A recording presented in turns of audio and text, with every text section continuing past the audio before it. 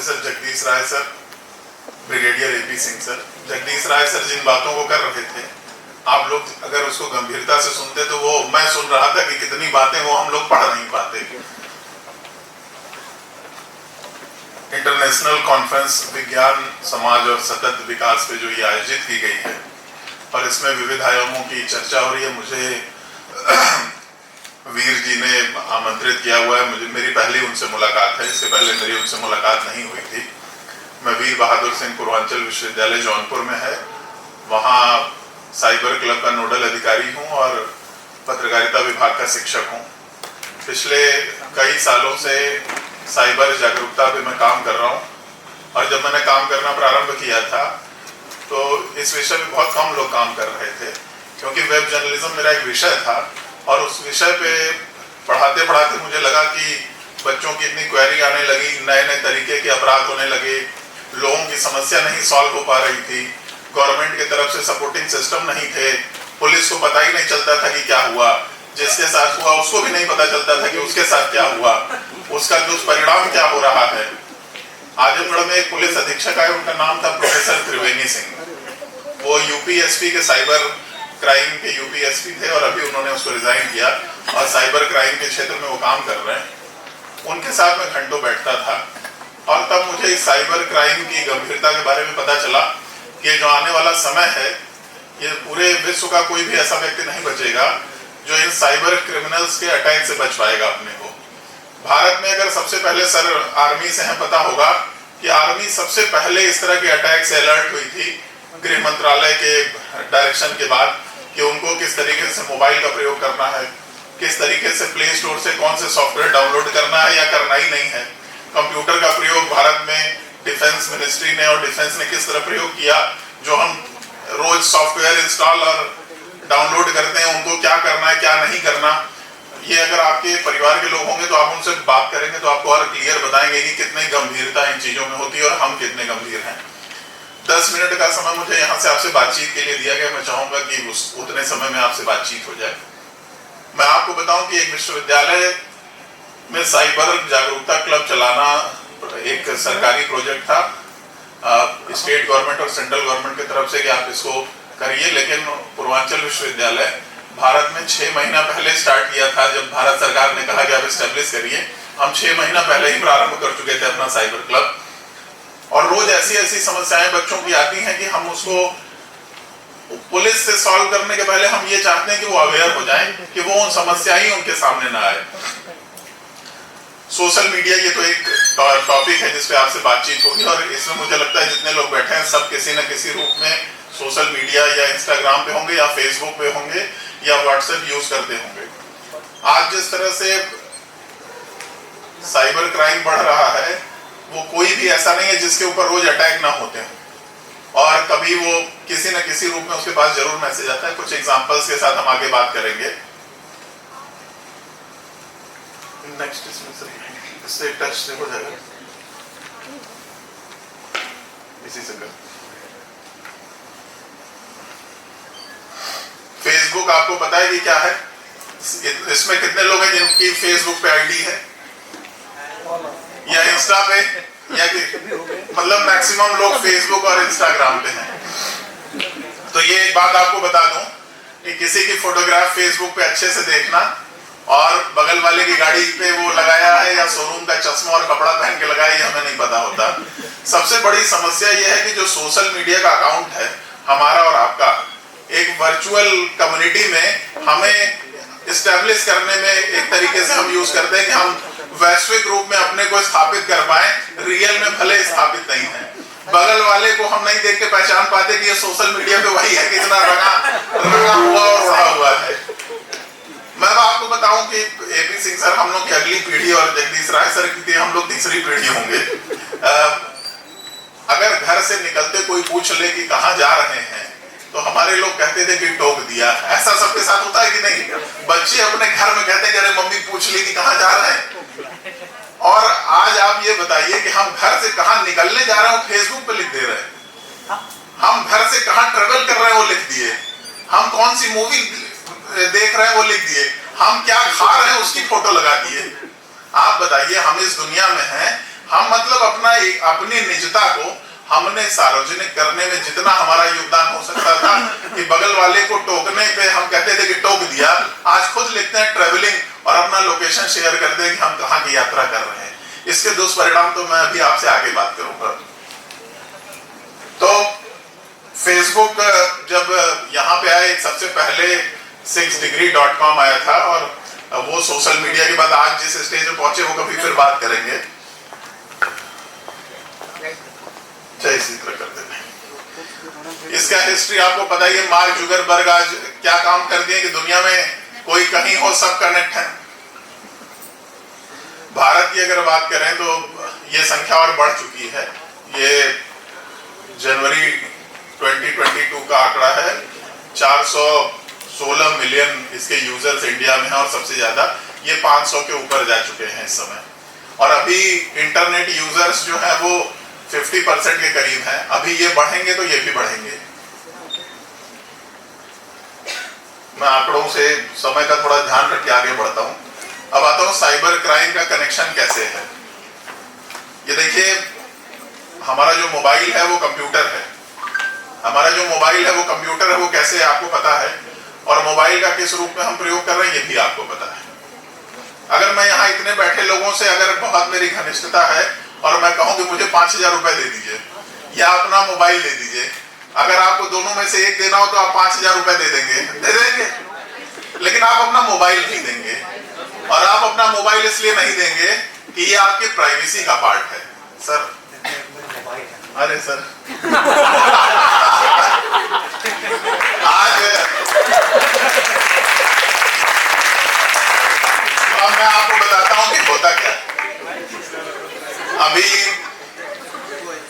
कुछ दिनों पहले एक स्टूडेंट मिला, बोला सर मैं इस समय $1 रोज कमा ले रहा हूं। मैंने कहा कैसे कमा ले रहा हूं? बोला सर एक वेबसाइट है, उससे मोबाइल में ऐप डाउनलोड करने का पैसा मिलता है। हमने कहा यार जरा ले आओ, बताओ हमको भी कि कैसे पैसा मिलता है। अब वो कहा कि सर इस पे जाइए और ये डाउनलोड करिए, आपका अकाउंट जनरेट हो जाएगा और पैसा मिलना शुरू हो जाएगा। हमने कहा तुम कितना पैसा भाई बताया कि सर $10 हो गया है। वो बोल रहा है कि $100 होगा तब ये अकाउंट में ट्रांसफर होगा। हमने कहा अच्छा क्या कर रहे हो? अब आपको मैं बताऊं कि वो ऐसे ऐसे ऐप डाउनलोड कराता था वो सॉफ्टवेयर कि आपके मोबाइल की सारी इंफॉर्मेशन जा रही थी उसको। आप अपनी प्राइवेसी के बारे में आपको कुछ पता है कि आप क्या कर रहे हैं? जाने अनजाने में जितने सॉफ्टवेयर डाउनलोड करते हैं आप उनको क्या क्या अनुमति देते हैं? सबसे पहले अनुमति देते हैं कि वो आपका फोन का स्टोरेज एक्सेस करे। आप हमें अनुमति नहीं दे रहे हैं, भले मैं आपका दोस्त हूं, आपके परिवार का सदस्य हूं।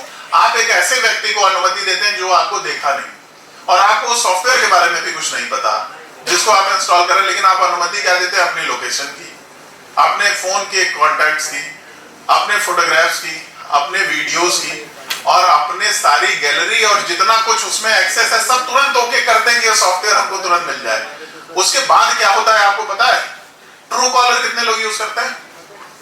सबके पास ट्रू कॉलर है ना। ट्रू कॉलर कैसे काम करता है आपको पता है?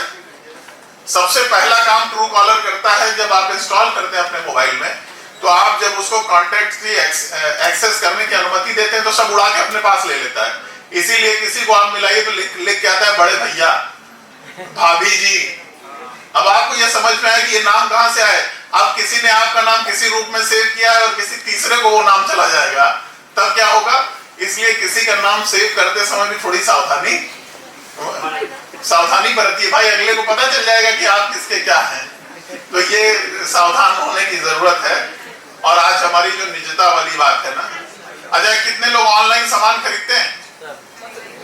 अजय कस्टमर केयर को भी फोन करते हैं? सब करते होंगे ना। कस्टमर केयर को फोन मिलाते तो बोलता है सर एक मिनट जरा रुक जाइए, और वो क्या करता है आपका अकाउंट तुरंत लॉगिन करता है और बताता है कि आपने ये इतने इतने तारीख को ऑर्डर किया था और अभी जो आपने ऑर्डर किया है वो डिलीवर हो जाएगा। इसका मतलब उसको सब, जो बड़ी कंपनीज हैं वो इनकी सुरक्षा की गारंटी देती हैं कि जब आप उनसे कुछ ऑनलाइन खरीदते हैं तो आपने उनका ऑनलाइन डिटेल अपनी सबमिट की तो वो उसकी सिक्योरिटी है और वो आपके एटीएम की डिटेल, आपके पिन की डिटेल किसी से शेयर नहीं करते। लेकिन जब आप इस तरह की फेक वेबसाइट के थ्रू अपनी परचेजिंग करते हैं तो क्या करते हैं, सिर्फ वो आपकी डिटेल को सेव कर लेते हैं और प्रोडक्ट कभी डिलीवर नहीं होता और आपके साथ एक लेवल का फ्रॉड वहीं से स्टार्ट हो जाता है। इसलिए हम कहाँ कर रहे हैं, क्या कर रहे हैं, ये बहुत ज्यादा। और आज ये जो साइंस है, इसी ने मोबाइल दिया सोसाइटी को और हम इसी के थ्रू आज इंटरनेट बंद कर दिए, पूरा सिस्टम बंद हो जाएगा। लाखों करोड़ों रुपए का नुकसान प्रतिदिन होता है, लेकिन चल रहा है मामला। अब आप ये देखिए कि फेसबुक पे क्या हो रहा है। सब फेसबुक कहता है कि हम एक दूसरे को मिलाते हैं, पुराने दोस्तों को खोजते हैं, सामाजिक लोगों को जोड़ते हैं। पॉलिटिक्स में लोग अपने इमेज बिल्डिंग के लिए काम कर रहे हैं, ऑर्गेनाइजेशन अपनी मार्केटिंग के लिए काम कर रहे हैं। कोई प्रोडक्ट बेचने वाला अपने सामान को दुनिया भर का भेज रहा है, लेकिन बहुत सारे ऐसे साइबर क्रिमिनल हैं जिनका अच्छा खासा रोजगार फेसबुक साइबर क्राइम के थ्रू चला रहा है और ऐसे चला रहा है कि आप सोच भी नहीं सकते। मैं यहाँ गारंटी के साथ कहता हूँ, जितने लोग बैठे हैं इसमें अपने प्रोफाइल में लोगों ने ऐसे लोगों को जोड़ के रखा होगा जिनको पर्सनली वो नहीं जानते। ये 100% है कि वो म्यूचुअल फ्रेंड देख के आप ऐड कर लेते हैं। और अगर attack brigadier AP Singh sir के ऊपर मुझे करना होगा तो सबसे पहले मैं जगदीश राय सर को फ्रेंड बनाऊंगा, फिर वीर सिंह को फ्रेंड बनाऊंगा और जिस दिन एपी सिंह सर को रिक्वेस्ट जाएगी वो ये देखेंगे कि ये दो का म्यूचुअल है तो कोई अच्छा आदमी होगा, इसको जोड़ दो। भारतीय संस्कृति में जो सर ने कहा, भारतीय ज्ञान परंपरा ना हमारी बड़ी शुद्ध रूप से मानसिकता रही। हम किसी को पहले सामने उसका सकारात्मक दृष्टि से उसको देखते हैं। पहले हमारे सामने कोई आता है तो हम उसको चोर नहीं समझते या उसको अपराधी नहीं समझते। ये हमारी परंपरा में रहा है। और साइबर क्रिमिनल्स कहाँ से बैठ के काम कर रहे हैं, इसकी कुछ मैं उदाहरण आगे बताऊंगा। सर मुझे 5 मिनट और दे दीजिएगा, क्योंकि इन बच्चों को उससे कहीं फायदा हो जाएगा। ये आप सामने देख रहे हैं कि अकाउंट हैकिंग आजकल नॉर्मल है। लोग लिखते हैं कि मेरा अकाउंट हैक हो गया है और आप लोगों को पैसा मत दीजिए। अब तो कोई पैसा वैसा देता नहीं है, जो रियलिटी है। दूसरा है अकाउंट क्लोनिंग हो रही है। इस पे हम थोड़ा जल्दी बात करें। ये हैकिंग क्या है और इसको कैसे बचाव करें इसका। देखिए, आपका अकाउंट जो आपने फेसबुक पे बनाया है, आप अपनी इंफॉर्मेशन पब्लिक मत करिए, पहली चीज। और मैक्सिमम उन लोगों के अकाउंट हैक होते हैं जिन्होंने अपनी ईमेल आईडी और अपना मोबाइल नंबर पब्लिक करके रखा हुआ है और वही उनका पासवर्ड भी है। अपने यूपी में ना उनका जीमेल का पासवर्ड पूछे तो मोबाइल नंबर, तो अगर आपने पब्लिक करके अपना ईमेल आईडी और पासवर्ड रखा है तो सबसे पहले वो हैक कर लेगा। इसलिए आपको कौन सी इंफॉर्मेशन पब्लिक करनी है, कौन सी प्राइवेट, कौन सी फ्रेंड, ये डिसाइड कर लीजिए। तो आप अगर आपका आज मोबाइल नंबर, आपका पासवर्ड, ये बताइए कितने लोग जीमेल यूज करते हैं? सारे लोग। हमारा मोबाइल कैसे चलता है पता है? हमारा मोबाइल जीमेल से चलता है और बहुत लोग अपने जीमेल के आईडी पासवर्ड को लाइटली लेते हैं।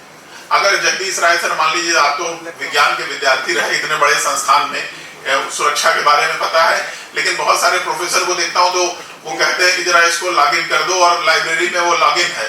उनको नहीं लगता कि इसका कोई दुरुपयोग कर सकता है कि हम सिर्फ मेल करते हैं। लेकिन अगर वहीं आप फोटोज में जाइए तो मोबाइल की सारी फोटो का बैकअप देख लीजिए। उनके टाइमलाइन में जाइए तो वो कब कहाँ गए ये देख लीजिए। उनके कांटेक्ट में जीमेल के जाइए तो मोबाइल में कितने कांटेक्ट है वो देख लीजिए। इसका मतलब जीमेल आपका पूरा मोबाइल है। अगर आपने किसी को अपना पासवर्ड दे दिया जीमेल का तो वो वहां से बैठ के देखेगा कि आप कहाँ जा रहे हैं और क्या कर रहे हैं। तो अपनी सुरक्षा आपके हाथ में। ये बहुत छोटी छोटी जानकारी है जिसको हमें समझने की जरूरत है। अच्छा, आपका अकाउंट हैक कैसे ना हो, इसकी सुरक्षा के लिए अपनी मैक्सिमम इंफॉर्मेशन प्राइवेट कर दीजिए। सोशल मीडिया अकाउंट की जितनी इंफॉर्मेशन है सब प्राइवेट कर दिए। अपना नाम छोड़ के, नाम अपना दिखता रहे, अपनी फोटो दिखता रहे। उसमें सर ऑप्शन होता है पब्लिक, प्राइवेट और फ्रेंड, कि आप वो इंफॉर्मेशन जो है वो पब्लिक में छोड़ना चाहते हैं सबके लिए, प्राइवेट मतलब अपने लिए या अपने फ्रेंड लिस्ट के लिए। तो आप अगर पब्लिक में रखें तभी सब लोग आपको देख सकते हैं। दूसरी चीज ये जानिए कि फ्रेंड लिस्ट अपनी हाइड कर दीजिए, क्योंकि जितने हैक करने वाले और क्लोन करने वाले हैं वो आपकी फ्रेंड लिस्ट में लोगों को रिक्वेस्ट भेजते हैं। जब आपकी लिस्ट हाइड रहेगी तो वो आपकी क्लोनिंग नहीं करेगा। अच्छा, क्लोनिंग का मतलब तो पता होगा सबको कि एक दूसरा अकाउंट बना लेना उसी तरीके का, और हैक करने का मतलब सेम अकाउंट को अपने पास कंट्रोल कर लेना। तो क्लोनिंग नहीं होगी अगर आपने अपने फ्रेंड लिस्ट को हाइड कर दिया। आप किसी को मत दिखाइए कि आपके पास कितने हजार फ्रेंड हैं। मैं आपको बताऊं कि ये बच्चे बच्चियों के बारे में फ्रेंड लिस्ट से कौन लाइक किया, कौन क्या किया, ऐसे डिटेक्टिव एजेंसीज काम कर रही है।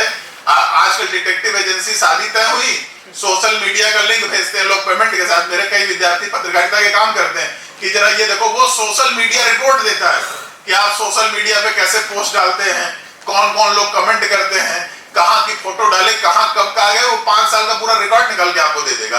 आपको खुद ही नहीं पता होगा कि आप क्या कर रहे हैं। ये फेसबुक पे कहीं किसी लिंक से जाके लॉगिन मत करिए, प्रॉपर पेज पे जाके लॉगिन करिए और अपने जो ऐप है आपका उसके थ्रू लॉगिन करेंगे तो आप बचे रहेंगे। अगर कोई जीमेल पे आपके ईमेल आता है कि आपका अकाउंट हैक हो गया, तो कोई ऐसा अलग से ईमेल फेसबुक नहीं देता, एक्सेस करने की उस पर रिपोर्ट आती है, आप उसको देखिए कि ये फेसबुक के तरफ से है या किसके तरफ से। अच्छा, अपना ईमेल आईडी और ईमेल सारे लोग हाइड करके रखें। नेक्स्ट, ये मेरा प्रोफाइल है, आप देख रहे हैं, ये ऊपर जो इंफॉर्मेशन है पब्लिक में, ऊपर सबसे पहली इंफॉर्मेशन पब्लिक के लिए है। उसके बाद देखिए फ्रेंड्स की साइन बनी हुई है साइड में, और नीचे जो लॉक किया हुआ है ये हाइड किया हुआ इंफॉर्मेशन। आप सारी इंफॉर्मेशन अपनी हाइड कर सकते हैं, जितनी आपको जरूरत है उतना दिखाइए, जितनी जरूरत नहीं है उतना मत बताइए। ये के यादव सर हैं, ये इंडियन पोस्टल सर्विसेज में हैं, बहुत एक्टिव है, इनका साल में 2-3-4 बार हो जाता है और ये लिखते हैं कि मेरा अकाउंट किसी ने क्लोन कर लिया और पैसा मांग रहा है उनके दोस्तों से। आप अपनी फ्रेंड लिस्ट बंद रखेंगे तो कोई क्लोन भी करके कुछ नहीं कर पाएगा।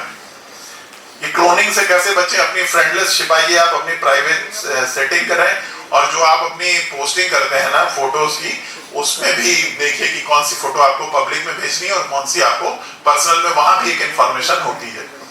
नेक्स्ट, आजकल भैया ये सबसे बड़ा फ्रॉड चल रहा है, इस पे अलर्ट रहिए।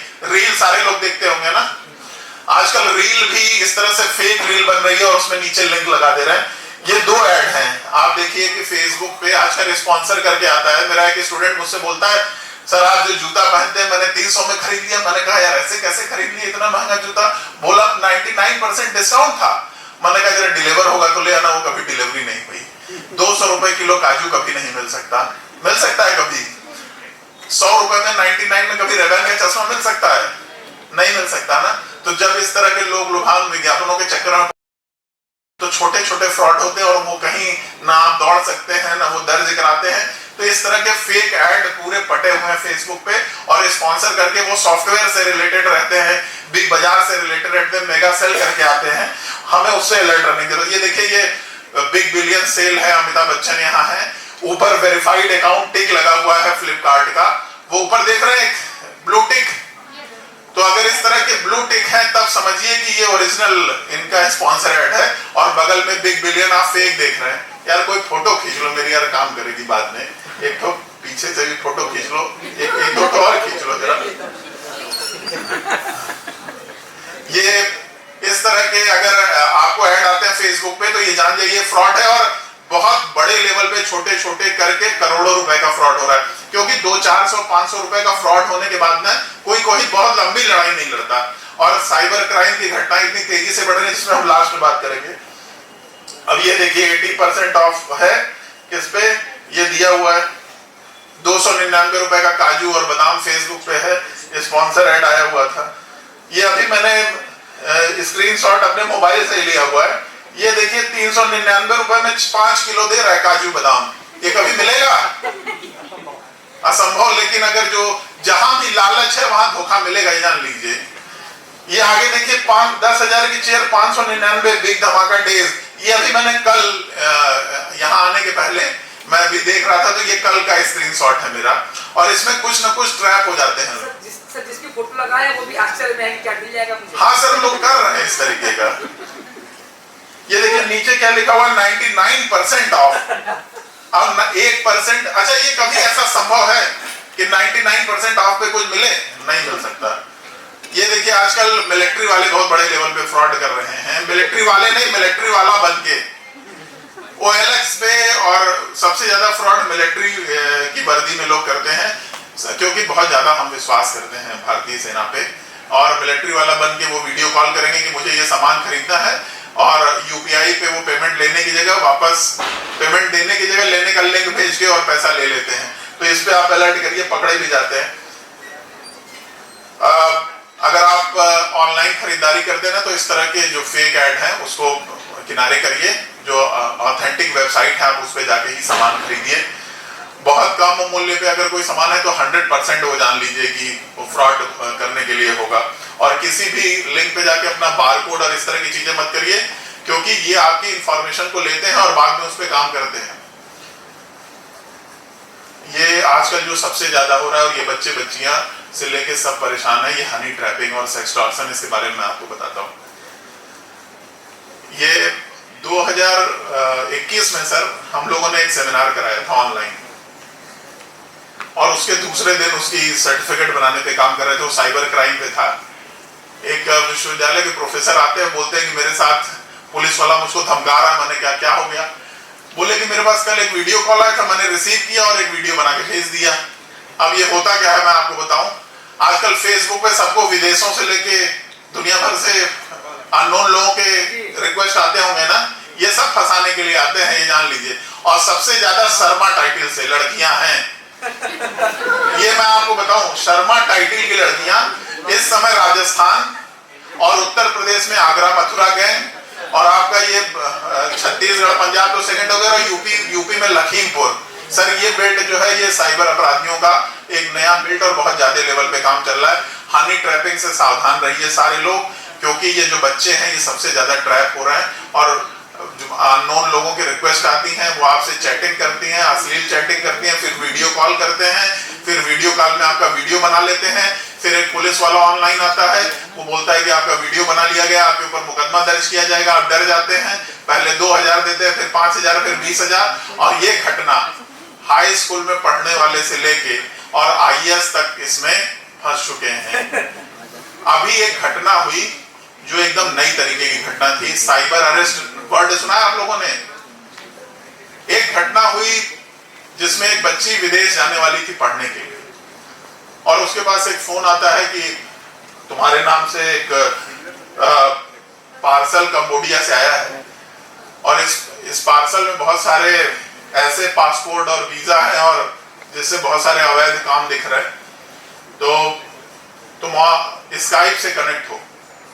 उसको साइबर अपराधी स्काइप से कनेक्ट करते हैं और 12 से 30 अक्टूबर तक साइबर अरेस्ट करते हैं। ये सबके लिए नया शब्द होगा कि क्या होता है इसमें। ये साइबर अरेस्ट में करते हैं, वो ऑनलाइन वीडियो कॉल से उस पर रोक लेते हैं और डिस्कनेक्ट होने नहीं देते। इस बच्ची को 17 दिनों तक साइबर अरेस्ट करके रखा गया, और ये बच्ची IT प्रोफेशनल थी। वो नहीं समझ पाई कि उसको साइबर अपराधियों ने पकड़ लिया है। इंटरनेट पे चोर भी है, पुलिस भी है, और इसमें जज भी था। वो पुलिस से वीडियो कॉल करते हैं कि तुम्हारे ऊपर 2.5 करोड़ रुपए की पेनल्टी लगी हुई है और अब तुम इसको जमा करो। वो पैसा भी जमा करती है, उसको डिस्कनेक्ट होने नहीं देते, उसको टॉर्चर करते रहते हैं, और जज से भी बात कराते हैं कि ऑनलाइन पेनल्टी लग रही है तुम्हारे ऊपर। आप जरा कल्पना करिए कि कैसे कैसे वो सोचते होंगे और क्या करते होंगे। एक IIT की बच्ची जो खुद इंजीनियरिंग की हुई है और विदेश नौकरी करने जा रही है, उसके बारे में वो सूचना जुटा लेते हैं और उसके साथ इस तरह की घटना करते हैं। ये अभी पिछले अक्टूबर की घटना है। 7 से अरेस्ट करके रखा गया।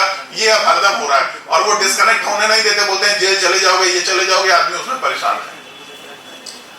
तो जितने लोगों के अकाउंट में, ये लड़कों के अकाउंट में लड़कियां और लड़कियों के अकाउंट में लड़के इस तरीके से जुटे हुए हैं और अननोन है और चैटिंग करते हैं, मैं आपको बताऊं सबको फ्रेंड लिस्ट से रिमूव कर दीजिए। और कोई भी ऐसी व्हाट्सएप कॉल और वीडियो कॉल आए अननोन नंबर से तो उसको रिसीव भी मत करिए। और इन बच्चियों के लिए मैं एक बात बता दूं, अपनी निजता की रक्षा खुद करिए। रोज साइबर सेल में ऐसे केसेस आ रहे हैं कि वो कहते हैं कि हमें नहीं पता कि हमारा फोटो, हमारी चैटिंग हमारे कहां से लीक हो गई। तो जिसको आप भेजते हैं फोटो और वीडियो कॉल करते हैं, आज आपके साथ बहुत ट्रस्ट है उसको, लेकिन कुछ दिन के बाद वही साइबर क्रिमिनल बन जा रहा है और वही ब्लैकमेलर हो जा रहा है और फिर आपके पास कोई जवाब नहीं बचता। आप कोई वीडियो कॉल मत करिए, आप टेक्स्ट भी लिमिटेड करिए, अपनी पर्सनल फोटोग्राफ्स मत शेयर करिए, क्योंकि ये सारी चीजें डिजिटल स्टैम्प है। कहां सेव हो रही है, कहां बैकअप जा रहा है, कौन हैक कर रहा है, आपको भी नहीं पता। और जब ये चीजें हमारी पब्लिक में होती है ना, तो फिर हमें कोई जवाब नहीं मिलता और हमें कोई रास्ता नहीं मिलता है। सर अगर समय अगर हो तो ये देखिए, ये धोखेबाजों की हालत आपको बताऊं कि आजकल ब्लैकमेलिंग, आर्थिक, सामाजिक, मानसिक सारे तरह के शोषण हो रहे हैं। और ये देखिए, फेसबुक फ्रेंड बनाया, अश्लील वीडियो बनाई, 3.5 किलो सोना लिया, 15 किलो चांदी ली, 1 करोड़ रुपया और बन गया गोल्डन बाबा। आप ये हमें हंसी आ रही होगी, आप भी हंस रहे हैं, लेकिन जिसके साथ ये घटना जिस रूप में घटी होगी, आप उसकी मानसिक स्थिति के बारे में सोचिए कि उस बच्ची की मनोदशा पे क्या असर पड़ा होगा, उसके परिवार की स्थिति के बारे में क्या असर पड़ा होगा और वो किस तरीके से इन चीजों को सोच रही होगी। और ये सारी गड़बड़ी हमारे स्तर पे होती है कि हम वहीं से स्टार्ट करते हैं, क्योंकि हम अवेयर नहीं होते। बहुत सारी बातें हैं, ये सारे लोग नोट कर लीजिए कि आज साइबर क्राइम हो तो करें क्या। ये भारत सरकार का गृह मंत्रालय राष्ट्रीय अपराध साइबर अपराध रिपोर्टिंग पोर्टल बनाया हुआ है। अगर किसी भी तरीके का साइबर अपराध होता है तो आप इस पे ऑनलाइन रिपोर्ट दर्ज कराइए। और एक नंबर नोट करिए 1930। ये 1930 एक मोबाइल नंबर है, एक नंबर है जिसपे फाइनेंशियल फ्रॉड होने पे आप इस पे जैसे ही दर्ज कराते हैं, जितने भी इस तरह के एजेंसीज हैं जहां ऑनलाइन ट्रांसफर होता है, उनका नोडल से कनेक्टेड है और वो तुरंत पैसे को वहां पे सीज कर देते हैं कि वो अकाउंट में पैसा कहां गया, और उसी से ये पैसे को वापस आपको दिलाते हैं। लोग नहीं कहते कि पैसा वापस मिल गया, ये वापस कैसे मिलता है ये जानिए। जितना जल्दी कंप्लेन दर्ज कराएंगे, वो पैसा जहां जहां आगे बढ़ रहा है उसको रोक सील कर देते हैं वो अकाउंट, और वो पैसा वहां से रिटर्न होता है। लेकिन अगर एटीएम से विड्रॉल हो गया उसका, तो वो एक लंबा प्रोसेस लगता है कि जब वो अरेस्ट होगा तब वापस होगा। इसलिए 1930, अगर कोई कहे कि पैसा कट गया, ये हो गया, तो ट्रांजैक्शन आईडी लेते हुए 1930 पे करें कंप्लेन। दूसरा ये 1090 यूपी गवर्नमेंट ने जो विमेन हेल्पलाइन है उस पे 1090 को एक्टिव कर दिया है। अगर कोई आपकी फेसबुक इंस्टा फेक आईडी बनाता है, आपको कोई फोन करके परेशान करता है, कोई मैसेज करके कोई फेसबुक पे परेशान करता है, तो आप कुछ मत करिए, 1090 पे कंप्लेन करिए। वो उसकी काउंसलिंग करते हैं, 2-4 बार समझाते हैं, नहीं समझ में आता तो उसके बाद आपको उसको उठा ले जाते हैं, आपसे कुछ नहीं पूछते। तो इन सारी चीजों का प्रयोग करिए, अनावश्यक परेशान होने की जरूरत नहीं है। कभी समय मिला तो फिर बात करेंगे। अगर किसी के पास साइबर क्राइम से रिलेटेड कोई सवाल हो तो कर सकता है, लेकिन मैं दोबारा कहूंगा इन बच्चियों से अपनी प्राइवेसी खुद तय करिए, क्योंकि अगर हम अपनी निजता को सार्वजनिक करेंगे तो उसका खामियाजा भी हमें भुगतना पड़ेगा। बहुत बहुत धन्यवाद सर मुझे ज्यादा समय देने के लिए।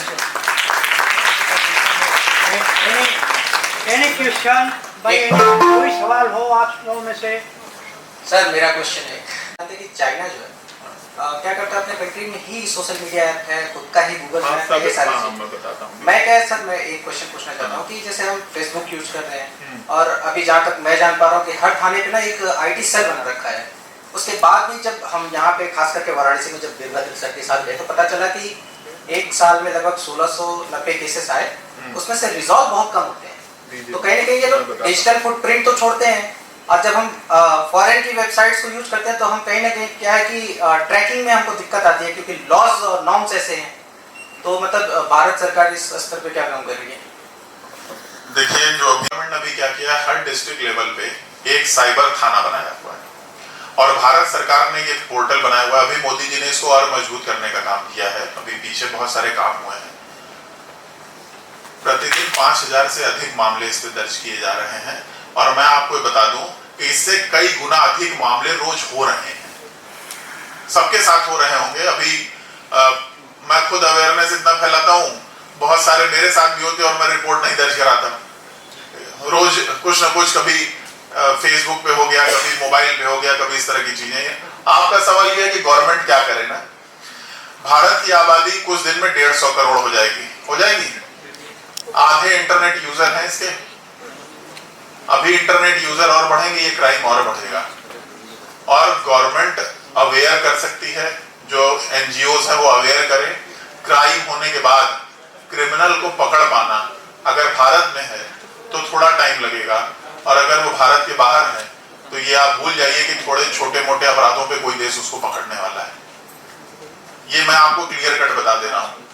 मैं अवेयरनेस का काम कर रहा हूँ, और ये मैं आधिकारिक रूप से आपसे कह रहा हूँ कि छोटे मोटे फ्रॉड अगर कोई बाहर से बैठ के 200-400, 1000, 5000 के कर रहा है तो गवर्नमेंट अभी उस पर प्रायोरिटी पे काम नहीं कर रही है, ना उसको विदेश से पकड़ के लाने वाली है। इससे बचना है हमें खुद अवेयर होके। हम अपनी अवेयरनेस से अगर खुद को बचा पाए तो ठीक है, और नहीं बचा पाए तो आप कंप्लेन दर्ज करा दीजिए। सरकार भी उस पर अवेयरनेस का और बड़ा लेवल कुछ बना लेगी और करेगी। और रोज नए तरीके के क्राइम हो रहे हैं। अभी जब तक एक तरीके के क्राइम को हम समझते हैं तब तक एक नया, अब डिजिटल अरेस्ट कोई सोचा था कि पुलिस वाला आएगा और वो ऑनलाइन पुलिस वाला धमकाएगा, उसके बाद जज भी आ जाएगा ऑनलाइन, फ्रॉड करने वाला ऑनलाइन आएगा, उसके बाद पुलिस भी वीडियो। अगर कभी भी पुलिस वीडियो कॉल से नहीं आती है, जान लीजिए अगर कोई वीडियो कॉल पुलिस वाला कर रहा है तो वो फर्जी होगा। एक उदाहरण आपको और बताते हुए मैं चलूंगा। सर, एक कार्यक्रम में मैं गया था और वहां पे एक शिक्षक को पहुंचने के बाद, चूंकि गेस्ट थे तो लगाए थे कि इनको लेके स्टेज पे आइएगा, अभी प्रोग्राम आधा घंटा था। उनको पसीना हो रहा था, इसी कमरे में हम बैठे हुए थे। मैंने पूछा, सर आप क्यों परेशान हैं? बोले, एक पुलिस वाला हमको वीडियो कॉल करके धमका रहा है। मैंने कहा क्या मामला है बताइए। मैंने कहा पहले फोन काटिए। उन्होंने बताया कि मेरे पास फेसबुक पे रिक्वेस्ट आई थी, फिर वीडियो कॉल आई, और कल मेरे बच्चे का जन्मदिन था, मैं वहां नहीं गया, और आज ये सुबह से मुझको धमका रहा है पुलिस वाला। मैंने उनका मोबाइल ले लिया। उधर एक आईपीएस की वर्दी पहन के पुलिस वाला था, मैं उसको देखा और वो धमका रहा था, मैंने भी उसको धमकाया और फोन काट दिया। मैंने कहा आप परेशान मत होइए सर, आप चलिए मेरा लेक्चर सुनिए अगला साइबर पे। और मैं उनको लेक्चर सुनाया और मैंने यही उनको दिखाया कि ये सब फर्जी होते हैं। उन्होंने मुझको 2 दिन बाद मैसेज किया कि सर मैं सुसाइड कर लेता जो हाल था, कम से कम आप मुझको मिल गए और मैं रिलैक्स हूं, और मैं अपने आज बच्चे का जन्मदिन 2 दिन बाद मना लिया। मैं आपको बताऊं कि ये मानसिक रूप से, देखिए वो सही या गलत, जिस दिन ये सारी चीजें सामने आती हैं हम बहुत परेशान हो जाते हैं, और परेशान होने की जरूरत नहीं है। हम पहली बात तो हम खुद सही रहें, अपनी चीजों को, कितनी पर्सनल चीजों को हमें शेयर करना ये तय कर लीजिए, बाकी कुछ डरने उड़ने की जरूरत नहीं है। अगर किसी ने मॉर्फिंग करके कुछ फोटो बना भी ली ऐसा, तो आप उसको खुद ब्लर करके अपने फेसबुक पे लगा दीजिए कि कुछ लोगों ने कर दिया और हम इस पे लीगल एक्शन लेने जा रहे हैं। कोई डर शर्म की कोई बात नहीं, नो शेम, सब एकदम जितनी लड़ाई हो आप कर सकते हैं, ठीक है। तो हमें सरकार के बारे में नहीं सोचना, सरकार अपने लेवल पे बहुत सारे काम कर रही है। थैंक यू सर, मैं आधे घंटे समय ले लिया। कर लेते तो फोन क्यों नहीं काटता। मैं आपको बताऊं कि ये साइकोलॉजिकल जो एक फैक्टर है कि वो ऐसे उनकी काउंसलिंग करते हैं, उसकी काउंसलिंग इतना करके डरा देते हैं कि अगर काटे तो ये हो जाएगा, पुलिस पहुंच जाएगी, अरेस्ट हो जाएगा, वो डर जाते हैं। नहीं तो ये तो सबसे इजी है कि वो तुरंत डिस्कनेक्ट किए। वो बच्ची अपने घर वालों से शेयर नहीं की 17 दिन। ये आप गूगल जाके ये पूरी कहानी आप पढ़िएगा कि वो बच्ची 17 दिन कैसे साइबर अरेस्ट रही और फिर उसने क्या किया और फिर लीगल एक्शन की चीज। साइकोलॉजिकल पार्ट है ये डराने वाला। वो सबसे पहले वो आपको साइकोलॉजिकल डरा के अपने कब्जे में ले लेते हैं और फिर वो जैसा चाहते हैं वैसा कर लेते हैं। और कोई सवाल किसी का? अरे बेटा कभी was not able to cut the call. Cyber IS में ऐसा क्या सर प्रोसेस है कि वो कट नहीं कर पा रही है?